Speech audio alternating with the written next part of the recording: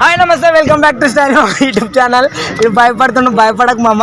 పుష్ప 2 గురించి అడగాలనుకుంటున్నా కొన్ని క్వశ్చన్లు గట్టిగా సూటిగా. Mega power star mega Ram Charan మొత్తానికి చెప్పు, ఏం కథ ఏం లేదు అన్ని నేనే చెప్తున్నా. చెప్పు పుష్ప 2 ఎట్లుంటుంది మామ? గ్యాప్ ఓకే యాంకర్ లెక్క మొత్తం దూరం మామ. సో బేసిక్ గా పుష్ప 2లో ఒక డైలాగ్ వాడడం జరిగింది. ఆడదాని మాటలు ఏంటి ఎలా ఉంటుందో ప్రపంచానికి చూపిస్తా అన్నారు. కానీ ఇక్కడ ఎవరు ఆడది XXX వాడే సంస్కారవంతమైన సోప్ నా ఛానల్ ఫ్యామిలీ ఛానల్ అట్లా చెప్పకు. XXX సూపర్ ఎందుకు సగం నాకు అర్థం కాదు. ఓకే మామ. అరే మామ సరే మామ. సో బేసిక్ గా ఏంటంటే సినిమా మాత్రం మాక్సిమం ఆడుతుంది. వాళ్ళు పెట్టిన ఖర్చుకి డబల్ అయితే వస్తుంది. ఈసారి కలెక్షన్ మన దగ్గర తక్కువ రావచ్చు, సౌత్ లో ఎక్కువ వస్తుంది. సౌత్ ఇండియన్ డబ్బింగ్ లో అడ్జస్ట్ చేసుకోవాలి చెప్పాను. ప్రేక్షకులు డబ్బింగ్ లో అడ్జస్ట్ చేసుకోవాలి. నార్త్ నుంచి కలెక్షన్ ఎక్కువ వచ్చేస్తుంది ఈసారి.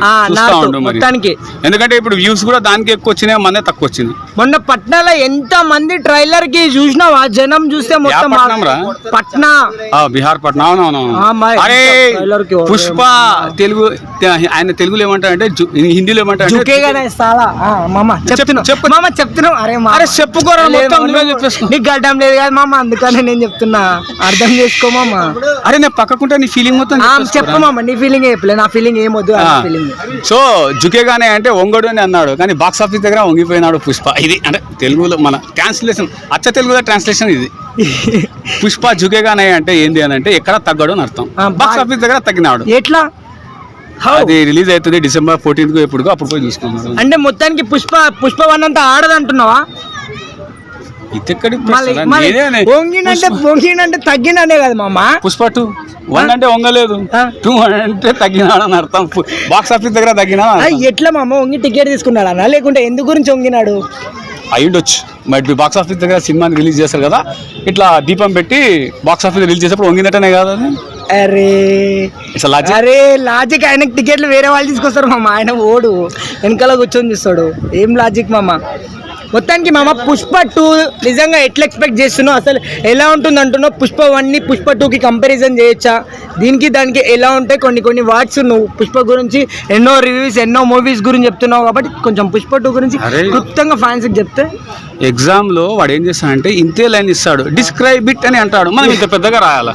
నువ్వే ప్రశ్న ఇంత పెద్దగా ఇచ్చి చెప్పు అంటే ఆన్సర్ ఏముంటుంది? అది నువ్వు చెప్తే మొత్తం నా వాళ్ళే ఉన్నారు మామ, స్టైల్ మమ్మల్ని. అందుకని నేను మాట్లాడితేనే ఎక్కువ వింటారు మామ, వేరే నువ్వే చెప్పుకో. మళ్ళీ నా ఎందుకు అట్లా మామ? నేనే క్వశ్చన్ మీకు పెద్దగా చేస్తున్నా, ఆన్సర్ కూడా చెప్పేసి చిన్నగా అయిపోతుంది. లేదు మామ, నేను ఇంత పెద్ద క్వశ్చన్ వేస్తాను, నువ్వు ఇంత పెద్ద ఆన్సర్ చెప్పు మామ. చెప్పు. యాంకర్ల కంటే ఘోరంగా తయారు. అరే యాంకర్ లేనిది మామ, మనమే ఐఎమ్ ద యాంకర్. షెట్ ఇట్లా గల్ల ఇట్లా మడత పెట్టుకొని యాంకర్ అని చెప్తాను. అది కూడా చెప్పేసి. అరే నువ్వు చెప్పేసుకోరా, నేను బయట ఉంటాను కానీ చెప్పేసుకొని వచ్చేసి. లేదు మామ, చెప్పు మామ. పుష్ప 2 గురించి చెప్పు మామ. సినిమా ఆడుతుంది, పర్వాలేదు, అర్థమైంది. సినిమా ఖచ్చితంగా ఆడుతుంది. అన్న అంతే, ఇంకేముంది ఆడ. మొత్తానికి ఆడుతుంది, అంతే ఆడుతుంది. హిట్ కొట్టదా? గేమ్ చేంజర్ కూడా పోటీ వస్తుంది మళ్ళీ, ఎట్లా అంటావు? నువ్వు అడిగింది పుష్ప 2 గురించి. సబ్జెక్ట్ మాట్లాడేటప్పుడు దేని మీద ఉంటుందో అదే రాయాలి. ఫోకస్ అర్థమైందా? లేకుంటే టీచర్ ఏం చేస్తా తెలుసా, రాంగ్ అని ఇట్లా కొడుతుంది.